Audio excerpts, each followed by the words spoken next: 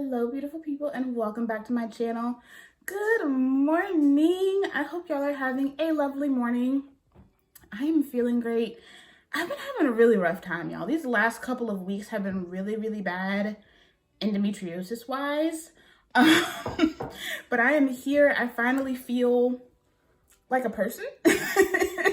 And today I'm really excited because we're back for episode 3 of Book and Breakfast. Those of you guys who have been pulling up, to all of them who have been supporting them, who have been talking about them, thank you. I know it's not my regular hair content, and at this point, I just kind of don't care. I'm just doing whatever the hell I want to do because life has been mean. I'm going to do whatever the hell I want. Today, I'm really hyped because we have a lot of great things going on. I have breakfast in the oven, so we're starting off chatting first, and then we're going to take a little break to eat. But we have a lot to talk about. I'm going to talk to you guys about what I'm currently reading. I have some books that were total fails, so we're going to chat a little bit about those. Of course, I'm going to be giving you guys my 5-star reads for the month of March. Yeah, March. And then we're also going to be doing a short library haul because I went to the library yesterday and it was really good. I should have gotten footage when I went, but it was really busy. But I found some really good stuff, as well as, of course, my March hopefuls. So if you are interested in talking all things bookish, all the tea, fantasy, romance, smut, and good food, then just keep on watching. Let's talk about the books that I'm currently reading. Part of the reason I did deviate from my TBR was because I was attempting to participate in the trans rights readathon that that was being hosted on TikTok. And even though I was really sick and having a hard time, I at least wanted to read some books that were included in that. And 2 of those books are 5-star reads. But one of the books that I'm currently working on was actually on my TBR for March. That is Blood Like Magic by Lacelle Sandberry, and y'all, I love it. I'm halfway through it, but I'm pretty sure this and the other physical book that I have in front of me, I'm probably going to have finished by tomorrow. Blood Like Magic is a futuristic sci-fi fantasy duology that follows our main character, Voya. Voya is a Black witch living in Canada in the year 2049. And in this magic system, all magic is blood. All magic is blood magic. There is some division within the Black witch communities between witches that are considered pure and witches that are considered impure, because they use the killing of other people and the torture of other peoples to strengthen their magic. Voya is of a now pure bloodline, and she is entering into her calling. And in their calling, they are approached by one of their ancestors to complete a task. If they complete this task, then they get their full powers and they are officially a witch. Voya is known for being very kind of waffly, right? She has a really hard time making decisions for herself. She's very good at helping other people, but she's not the best at helping herself. And so when she enters into her calling, she is called by one of their ancestors that has one of the most tragic stories within their ancestry. And when she calls on Voya, she gives her this task. You are to destroy your first true love, or your family loses all of their magic. At the beginning of the book, when you meet her, she is entered into this program that's like a genetic matchmaking system, and it's supposed to match you with your perfect genetic match. And she's already met this guy and she does not like him. The main character, Luke, he's kind of an asshole, but he definitely has his reasons. You know, he's a little cagey. And so Voya not only has to kill the person that she's in love with, but she also has to fall in love with the person from the get-go. This was not what I expected it to be. It was way more futuristic sci-fi than I expected it to be, but it's really good. It just took me a minute to kind of wrap my head around the magic system, especially with this all being blood magic. You know, usually in most fantasy books, blood magic is the bad magic. So, you know, I've been getting used to that, but I really enjoy this, and I really enjoy Voya. She really is that quintessential, you know, young teenager that really wants to have it all, but she just can't. This is even though this is YA fantasy, this is very high stakes fantasy. I would highly suggest checking your trigger warnings on this one because it does go back to a lot of trauma having to do with slavery. There's a lot of trauma within their families as well. Child abduction, obviously unaliving, all of that stuff. So definitely check your triggers before you get into this or before you give it to your teenager to read. But I highly suggest. This is so well done. I can't wait to finish this up, and I cannot wait to get into the second book because I just know it's going to be some ish. And I'm also currently working on 2 different books for 2 different book clubs. I am 50% through Behind the Scenes by Christina C. Jones. This is my first book from Christina C. Jones, but it will not be my last because so far I am loving this book. The way this woman writes, the way she leans into our vernacular, but it still moves you. And I love it. This is the story of Logan and Pierre.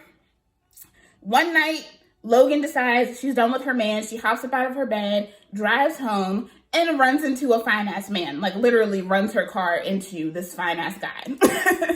After they exchange their information, she asks him to go home with her. They hit it, they quit it, they think they're never going to see each other again until the next day when she shows up at her business meeting for a new account, and she finds out that her new boss is the guy that blew her back out the night before. I am so enjoying this. Logan is a business owner, and she owns basically like a luxury concierge service, and she is working with Pierre, who is an up-and-coming screenwriter. This is his legacy, and he really wants to honor his family and also show that he is moving beyond a lot of his demons in the past. And I am loving watching their love story unfold. This almost kind of feels like friends to lovers because even though obviously they've already initially had a sexual encounter, they do still have this business relationship, and I love watching them get to know each other and see how much they relate, but also how much they differ and how much they show up for each other. Even though Pierre does not know Logan at all, he shows up for her and she shows up for him, and I am living for it. This is a pretty quick read. I started it yesterday, and the only reason I didn't sit and finish it was because I needed to work.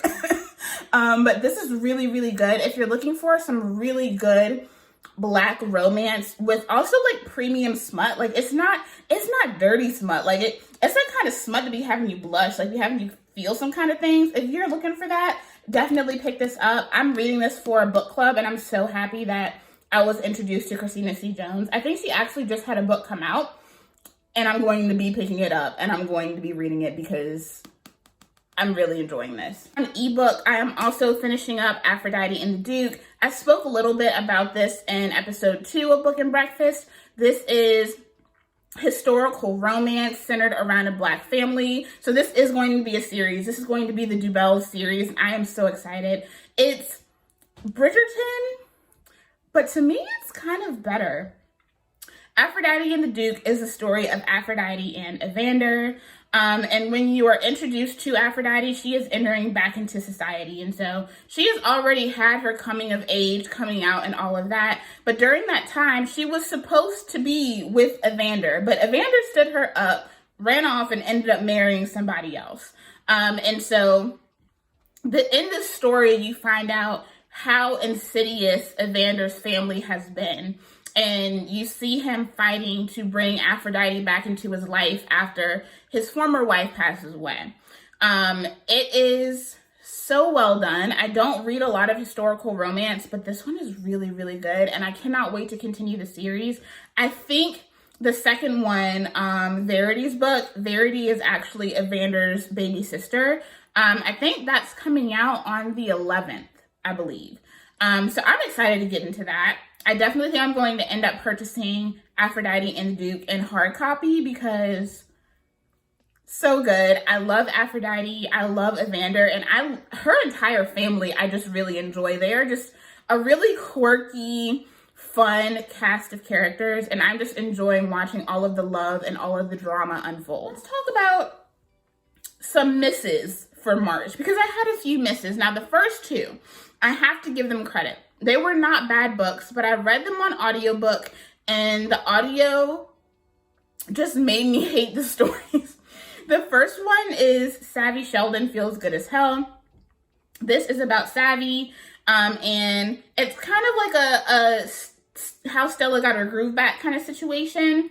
When you meet her, she is just not really happy with herself. She's working hard. She's trying to get a promotion. And her boyfriend is, I mean, excuse my language, but her boyfriend is a straight up cunt.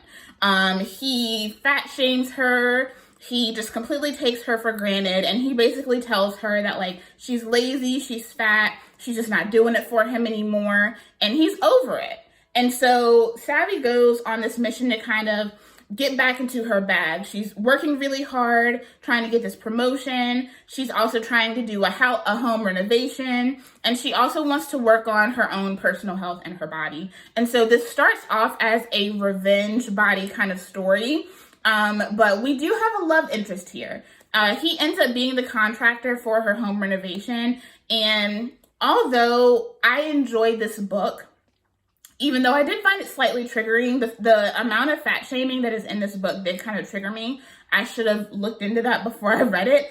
But as much as I enjoyed this book, the narrator was absolutely horrid. Oh my God.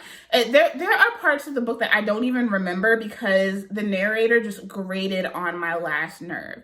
And I only finished it because I wanted to know what happened. But it was fully just one narrator throughout the whole book. The way she did the male voices was not good. And then there was also a couple of characters within the book that were said to have very deep Southern accents. The story does take place in the South. And the way she did those Southern accents was damn near offensive to me. I mean, like, I'm from the South. I don't really have a heavy accent, but it would just, it kind of made me mad. Like, the accents were horrible. Just the way she read the story was just not good. The narration was terrible. So if you're someone who enjoys listening to audiobooks, or you're also someone who needs to use audiobooks if you have any issues with your vision, things like that, I would not suggest. I'm just warning you now, it was bad. The other book that I read that I partly didn't like and partly didn't enjoy because of the narration was The Final Print by Lauren Asher. At the time when we did the last book and breakfast, I think I had just started listening to this on audiobook. So The Fine Print is the first book in the Dreamland Billionaire series. And Dreamland is basically like this fictional version of Disneyland. And when we're introduced to Rowan, we find out that he is one of three brothers in the Kane Brotherhood. And when we're introduced to him, he's at his grandfather's funeral. His grandfather has recently passed away, and his grandfather was basically like the Walt Disney of Dreamland. After his funeral, there are 3 letters given to each of the brothers, and each letter has a specific task that has to be done. Rowan is specifically tasked with going back to Dreamland, becoming part of the team, and engaging in some type of project that is going to make Dreamland better than what it has been. And in this letter, his grandfather expresses that he was introduced to someone at Dreamland who had really made him realize that Dreamland was not everything that it could be. And he wanted Rowan to go out and to make it what it could be. And when he goes on this task and he's reintroduced to Dreamland, he's coming back home, he meets Zara. Zara is this really cute, quirky character. She really kind of doesn't have it all together. She's a little wild, she's a little out there, but this girl has big dreams and big ideas. And through entering into a contest, accidentally while she was drunk, she ends up becoming one of the main people on the creator team for Dreamland and has to work with Rowan face to face. Throughout this time, he's fallen for her, but he's a jerk. Like, he just, the way he would talk to her, I was like, Rowan, what are you doing? Baby, no. What are you doing? And just, this is going to have a few spoilers because I have feelings about Rowan. Rowan is definitely a tortured soul. He's been through it with his family, and you understand why he is the way he is, but there is just no excuse to talk to this woman the way that he talks to this woman. And eventually he does soften up, especially when he meets Zara's little sister Ani through a program that is for employees within Dreamland who have Down syndrome. It's kind of like a peer program. He starts to connect with Ani, and you kind of see him bring his walls down, and you see him soften, and he kind of leans into being like that boyfriend that Zara needs. Until they come back from a trip to New York, like her dream trip. They come back, she ends up catching pneumonia, like literally, like damn near dies, passes out in the bathroom, knocks her head, like head wounds, sis just got chest all messed up. Homegirl could have died. And he decides to tell her that their being together was a mistake and he was just killing time while she is in the hospital bed. Y'all, I wanted to knuck up with this man. I wanted to knuck up with him. To me, there just wasn't any amount of groveling that he could do that to me would have made that situation better.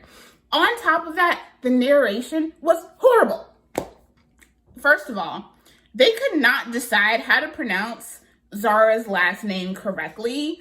I'm assuming that the male narrator did it correctly because he pronounced it Julian, which sounds right to me. The female character, the female narrator, I don't know what she was saying. There were 3 different ways that she said that woman's name, and I don't think any of those 3 ways were correct. So there were a lot of like really grating, like glaring mispronunciations. The way that the female narrator read Rowan's parts in Zara's POV was just really, really cringy. The male narrator was just really, really monotone. He kind of sounded like he had some stuff going on. It was just weird. And I don't know, the moment that he said GIF instead of GIF, I almost wanted to throw my phone across the room. But anyway, yeah, that was not good. And then the last book, which literally like almost made me have a freaking brain aneurysm. And this book is a big example of why, when it comes to how people talk about Black romances and struggle love, I don't even really acknowledge it. Because you cannot tell me that this shit was not struggle love. That is The Accidental Pinup by Danielle Jackson. I had checked it out from the library. I took it back. I finished it, but y'all, I have feelings.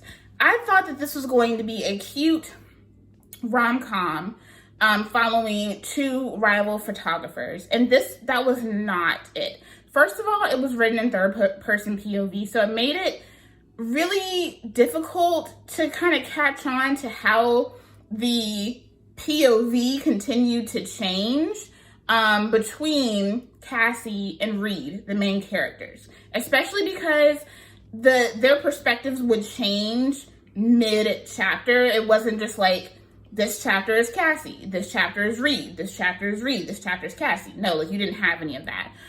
So that made it very disjointed for me. And a lot of times I do struggle with romances that are written in that POV anyway. So this is the story of Cassie and Reed. Cassie is a photographer who has really been struggling to get the opportunities that she deserves. She specializes in boudoir and pinup photo shoots, and she's well known, but as she has continued to grow her business, she has her own photography studio, her own business. She has continued to lose opportunities to this one specific white man who happens to be Reed.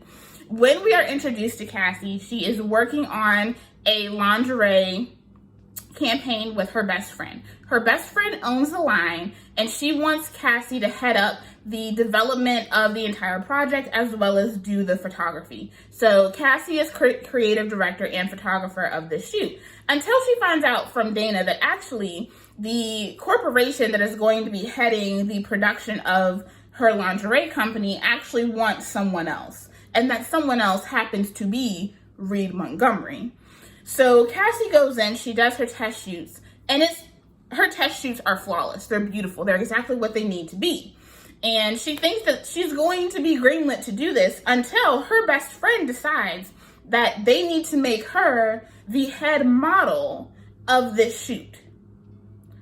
Cassie is not a model. Cassie is not comfortable with this, but she ends up allowing them to let her do this as long as she has full creative control and is still considered the creative director of the shoot. So Reed gets her job.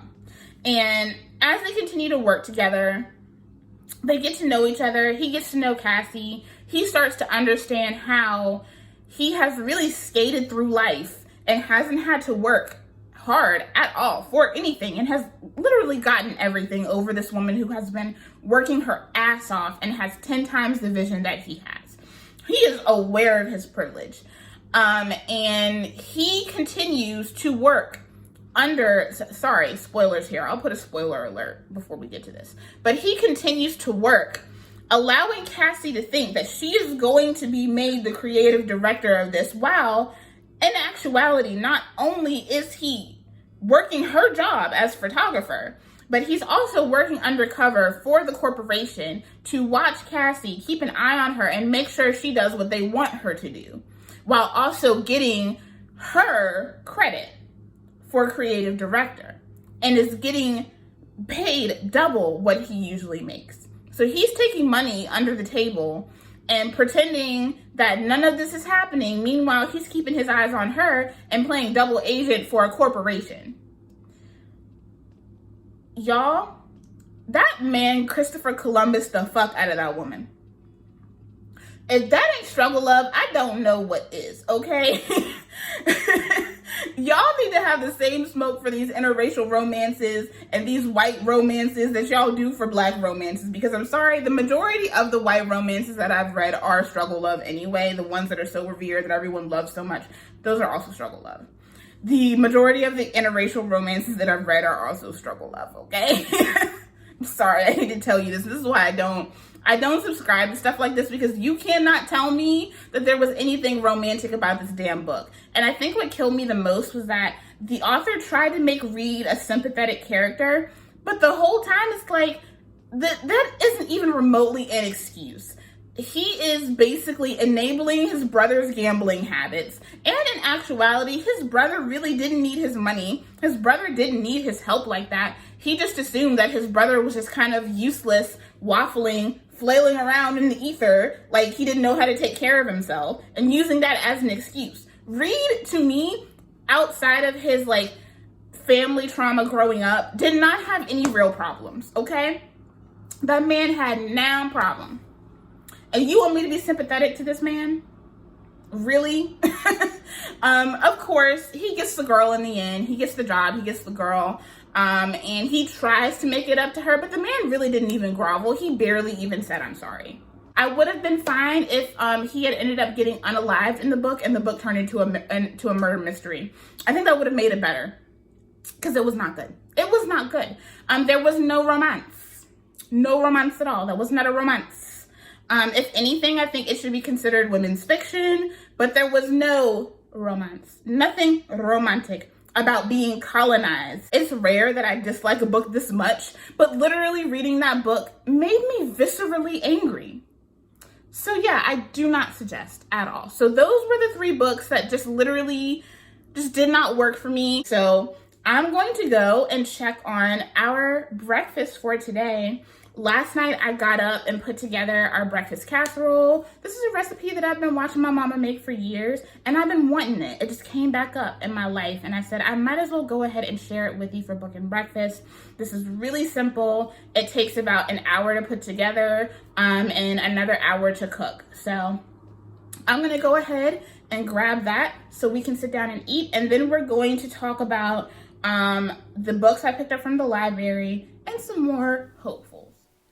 Right, guys, let's go ahead and get into this breakfast session. Today we're going to be making one of my childhood just comfort food favorites. This is going to be our breakfast casserole, and I'm just going to go ahead and prep my pan and get my bread ready. I'm using a large Italian loaf.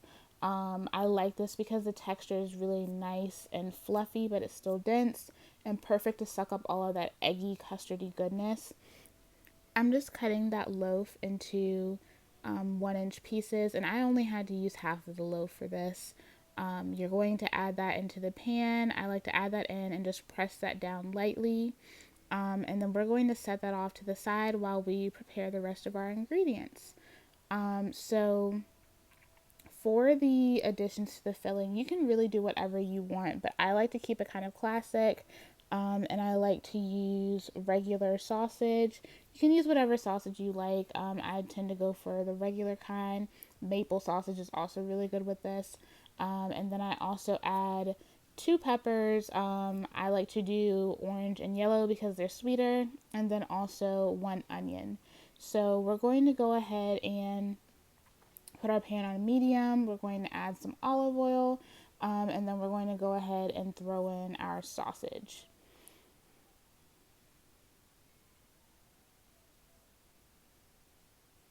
And then we're going to go ahead and let that cook away while I start chopping up my onion and my peppers. And I'm going to reserve those in a bowl while we allow that sausage to brown up. You want to make sure that's browned up real nice.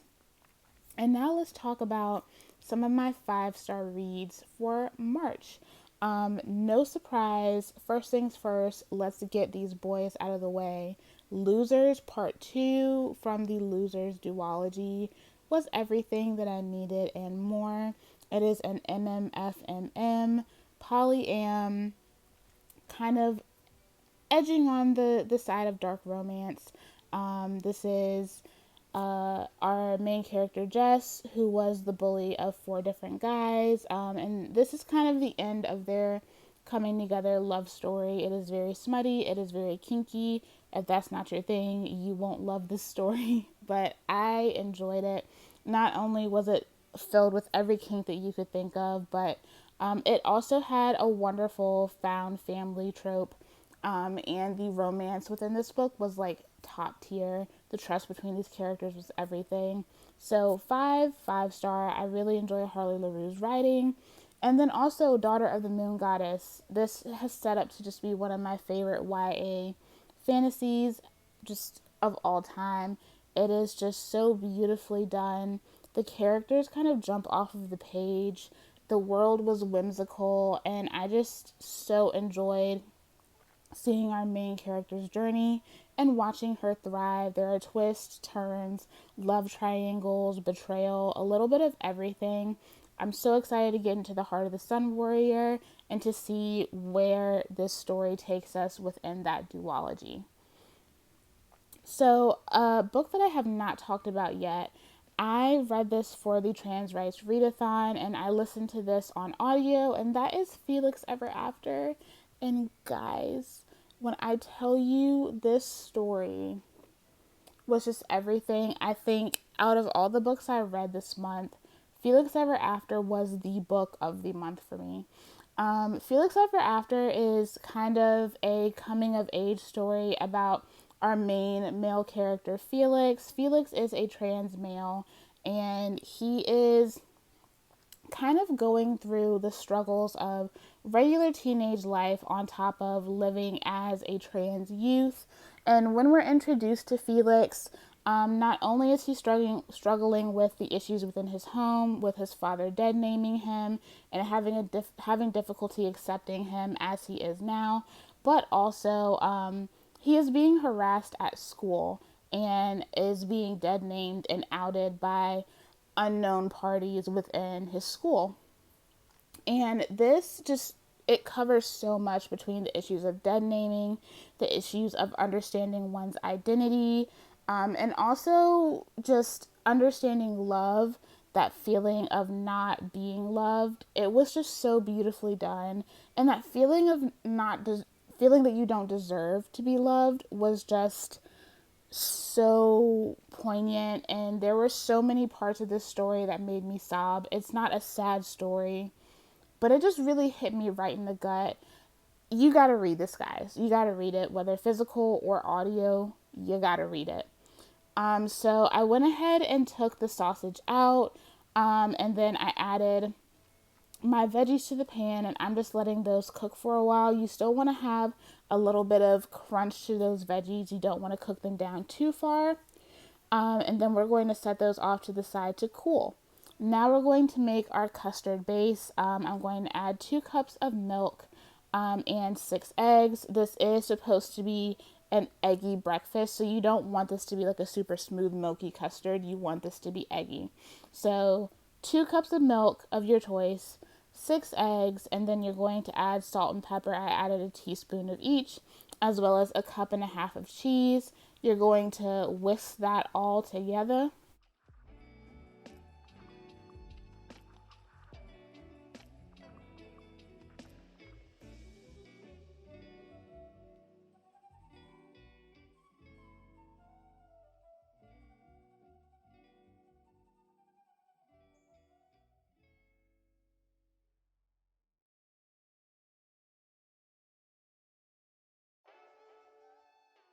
All right, and now it's time to assemble. So we're going to go ahead and get our pan, and we're going to layer our veggies on top of that. You want to make sure these are cooled so that you don't shock the egg mixture. So we're going to add that, and then we're also going to take our sausage and we're going to layer that on top as well. And you just want to make sure that your layer of veggies and your layer of sausage are just evenly distributed. So we're just going to evenly distribute that over everything. And then we're going to take our custard mixture and we're going to pour that all over everything. I just love this recipe because you just throw it together and just do whatever you want, really. We're going to make sure all that cheese is nice and coated over everything. And then I'm just going to wrap this in aluminum foil. I'm going to throw that in the refrigerator, and then I'm going to take my ass to bed. Yep, it's one of those flexes. And then it's the next morning. We're going to take her out and pop her right into the oven. This is going to go into a 350-degree oven, and I let this in for about an hour. You're just going to check around the 50-minute mark with a toothpick to see if it's set, and if it's not, then let her keep going for another 10 minutes. Once it is fully cooked, that is what she is looking like. And y'all, I love this. It's so good. It tastes like my childhood. It should be a little brown on the top, nice and melty with the cheese. Now, I can't end this video without giving a shout out to, first of all, Long Shot by Kennedy Ryan. Such a heart-wrenching and gripping story.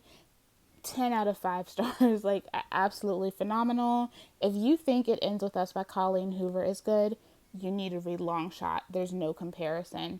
And also, my favorite cozy read right now, That Time I Got Drunk and Saved a Demon. So good. It is the cutest, like, found family, fated mates, monster cozy fantasy romance. It was just such a good time. It was a fun time. And I'm in love with Kimberly Lemming's writing. So those are my 5-star reads. And that is our breakfast. I will have everything in the description so you guys can recreate this recipe. That is it for our cooking, our 5-star reads, all of that. Let's do some hauls and some hopefuls, and then we gonna roll out this Saturday, okay? I went to the library yesterday, and every now and then I go and there's just banger after banger after banger after banger. If I can find a book at the library that's on my Amazon wish list, I'm gonna get it. And I found so many. I wasn't supposed to leave with this many books because I already had like 3 that I had already renewed. First off, I was able to find a couple of novels from Abby Collette. She is a Black mystery author. The first one I found was Body and Soul Food. This is part of her Books and Biscuits mysteries, and this is the first book in the series. So I'm excited to read this. In the first page-turning book of this new mystery series, fraternal twins Keaton and Kobe will pull double duty when they take down a killer while preparing to open their new bookstore and Soul Food Cafe, Books and Biscuits. So I'm really excited to get into this. And of course, I got this because look at the artwork. If you're a child of the 90s, doesn't this hit you in your soul? You can't tell me it doesn't. And then I also picked up Game of Cones by Abby Collette. This is another one of her mystery series. I think this is her part of her ice cream parlor mystery series. I actually don't think this is the first book. I think this is the second book. I might see if I can have them put the first one on hold if they have it in the system in my area. But I'm excited to read this too. I don't read a lot of mysteries. And so when I saw all these mysteries from Black authors, I was like, yes, yes, please. I found this novel by Alyssa Cole. And I have read a couple of books from Alyssa Cole. How to Catch a Queen, which I'm halfway through, which I'm really enjoying. And then also When No One Is Watching. That is one of my favorite thrillers of all time. It is not just a thriller, but it is definitely like a full-on social commentary about gentrification and the crack epidemic. So if you have not read that, I highly suggest. One of my favorite thrillers of all time.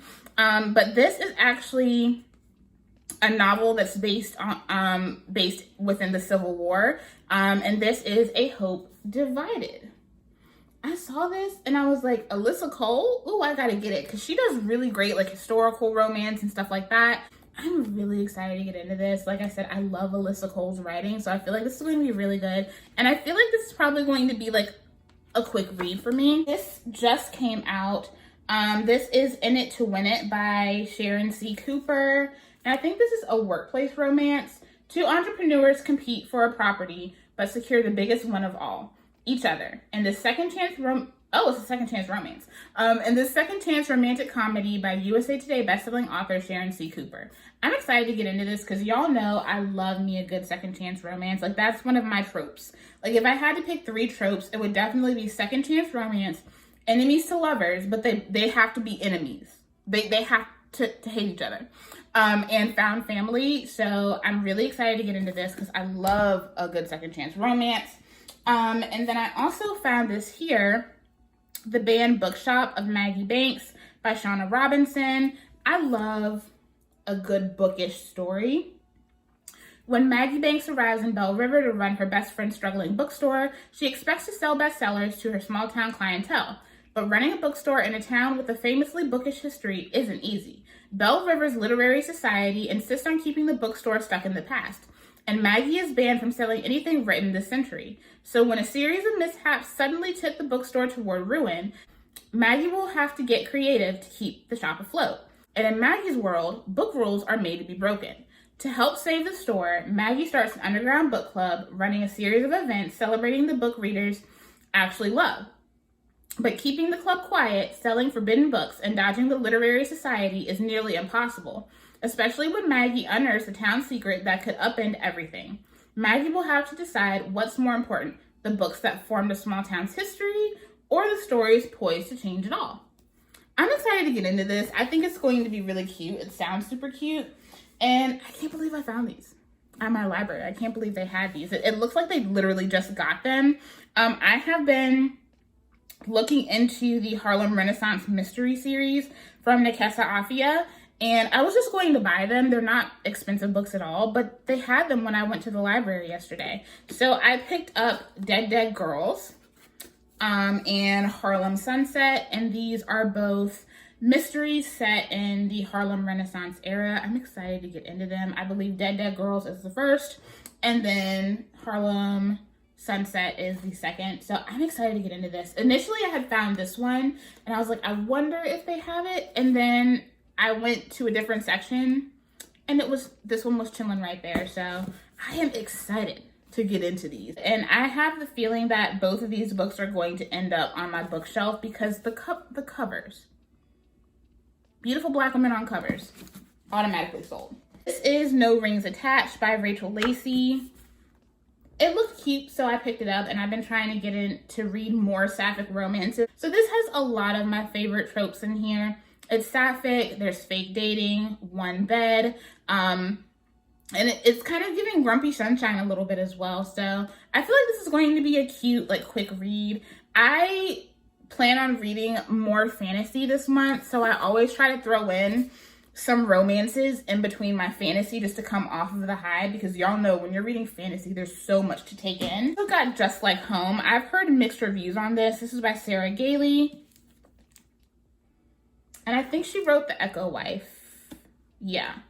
And I believe this is a thriller. So I'm excited to get into this. It's giving thriller horror vibes, but also like some mystery as well. So I'm excited to read this. Y'all know I don't read a lot of horror or thriller. It's just typically it's not the first thing that I pick up, even though I do typically really enjoy them once I do read them. So I'm excited to get into this.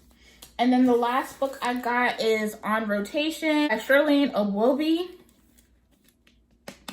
And I've seen this a lot, and I didn't want to get the hardcover just yet. It's giving like midlife crisis, some romance, but like solid women's fiction. So I'm hyped to get into it. I feel like I found a lot of really great books the other day. Typically whenever I go in on like a Tuesday or a Wednesday, I find like some bomb stuff. So for the last part of the video, we're going to talk about my April hopefuls. And my March hopefuls, I gave you guys 10 books that I wanted to read. I only read 5 of those books. So I'm going to be working on those books during the month of April. Will I finish all of them? Maybe. So I still have Beloved, Twisted Lies, Someday Maybe, 7 Days in June, and Mame to work on. But I feel like Beloved may take me some time because I know Toni Morrison is heavy. But the others I feel like won't take me much time at all, but they did kind of get pushed back to the side with some of the new books that came out this month that I was excited about, and then also the Trans Rights Readathon.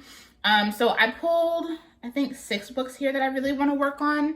I have really been neglecting a lot of my dark romantasy books, which is dark fantasy romance. And I have several of them on my shelf, but I just have not picked them up. I've been reading other things, especially leaning more into a lot more Black romance. I've been buying a lot of books from Black romance authors. My hair is so dry. I need to wash it. And so I wanted to make sure I was tapping back into the stuff that's already sitting on my shelf. And the first book is Hellfire by Mariel Pomeroy. I heard so many things about this when it came out. But then I bought it and I never read it. So, but I'm still excited to read it. She's a little dense though. 2 Immortal Creatures, One Dangerous Bargain. This follows 2 main characters. I believe the main female character is a witch. Maybe? I don't know. But basically she makes a deal with the devil and has to live in his realm for a certain period of time. And I am really excited to get into this. It sounds like it's going to be an interesting magic system, and apparently there is also some good like romance subplot with some smut. So I'm excited to get into it. I will let you guys know what I think when I finish it because I've heard so much about this book. So I hope it is as good as people have said that it is. This is by Tania Montfort. This is the Last Minute First Lady. I picked this up when it debuted. I believe this is her debut novel. I'm really excited to get into this. So it's giving fake dating, fake marriage, kind of workplace rivals. It's giving Scandal, like Olivia Pope kind of vibes a little bit. I'm excited to get into this. Even though this has been out for about a month, I haven't really heard anybody talk about it or review it. So I'm definitely going to be going into this with like 0 expectations and pretty much blind. But also, can we talk about how cute this cover is? It's so cute. I love Black people on covers. The Mixtape by Brittany Cherry. This is one that I picked up on a whim. I don't remember when I picked it up, but it's been sitting on my shelf for a hot minute. And all of a sudden, I just kept seeing all these posts about this book and how good it was. Brittany Cherry is a Black romance author. So I'm really excited to get into this. And I believe this is like a music, this revolves kind of in the music industry. Emery has never felt more alone. Raising her daughter is both her pleasure and her pain as she struggles to hold on to her job as a bartender and keep a roof over their heads. With no one to help them, no support system, any unexpected expense or late bill could turn their whole world upside down. Reeling from the death of his twin brother and bandmate, rockstar Oliver Smith is trying to drink his problems away. Apparently, he isn't very good at it. They follow him wherever he goes. Also in hot pursuit are the paparazzi who catch Oliver at his lowest low. He could have walked into any bar in California, but he walked into hers. Emery helps Oliver lose the crowd, and they find themselves alone, two people whose paths are marked with loss and pain. However, they hold an unshakable hope for healing. They find solace together, but can their love withstand the world? This just sounds so sweet to me. So I'm really excited to get into it. I feel like this is probably one that you're going to want to check your trigger warnings for, because it sounds like both characters have dealt with some heavy stuff. But I'm excited to get into this. Everyone who I have heard talk about this book said that this just gave them all the feels. And it just sounds like this is an underrated title. I have been in love with The Gilded Ones since I read it over a year ago. I picked up The Merciless Ones when it came out. I had it pre-ordered, but I have yet to read it. I'm excited to see what happens. This takes place 6 months after the final events of The Gilded Ones. I can't really read the synopsis without spoiling what happens in book 1 if you haven't read book 1. But this is amazing. This deals with blood magic. It's based on West African folklore. There are some really gritty topics with slavery. I absolutely loved this story. It is deep. There is a lot going on with this, but it is absolutely phenomenal. If you have not checked it out, it is YA, but again, check your triggers with this, because there's a lot of unaliving, slavery, especially at the beginning of The Gilded Ones. It's a little difficult to get through, but I'm hyped to see where things go in this book. And then I also wanted to work on The Weight of Blood by Tiffany D. Jackson. Tiffany D. Jackson is one of those authors that, like, if she wrote it, I'm gonna get it. If she wrote it, I'm gonna read it. I have been in love with Tiffany D. Jackson's writing for a while. Allegedly, Grown, Monday's Not Coming. That book still, every time I think about that book to this day, my heart breaks. This is The Weight of Blood. This is her latest release. I believe it came out back in like October or November. And this is basically Carrie with Black people. So yeah, this is YA, kind of more so like thriller. It's like a YA thriller. The people that I have talked to about this book have said that they really, really enjoyed it. So I'm excited to get into it. Tiffany D. Jackson's writing is simple, but it's still incredibly profound, and it just always kind of hits me in the gut. So I'm really excited to get into this. And then last but not least, this was my book of the month pick last month. I'm gonna see how far I can get through this, because I still have to read Heart of the Sun Warrior. This is The Adventures of Amina Al-Sarafi by Shannon Chakraborty. And this is a like pirate fantasy. I'm really excited to get into this. It just sounds so interesting. This is a debut novel from Shannon. So this released last month, and I was able to get it through Book of the Month. If you guys don't have Book of the Month, again, y'all know I love it. It's the only subscription service that I've ever kept longer than 3 months. I've had it for almost a year and a half now. I'll have a link down in my description box if you guys want to check out Book of the Month. I just did my picks for this month, so I will put pictures of the books that I picked on the screen for you guys. If you're curious about what I picked out for April, there were some good choices, so I'm excited to get my box. So yeah, those are the books that I am planning on working on reading for April. All right, guys, that is it for this video. I hope you guys enjoyed. I had so much fun doing this. You guys let me know if you've picked up any new books. I actually have more books that I've purchased outside of the haul that I just showed yesterday. But that haul is like a month, like 2 months old now. But I posted it because I did the work. So if you guys want to see another one, I'll probably post it in like a week or so, if you guys want to see that. But I have a lot more books that I purchased over the last like couple of weeks. But yeah, I hope you guys enjoyed this video. Again, all pertinent information will be in the description box. I will have this week's recipe down in the description, along with makeup details, and then of course the books that I shared with you throughout this video. You guys let me know what else you would like to see, what else you would like to discuss that are all bookish things. And I will see you in the next video. Bye.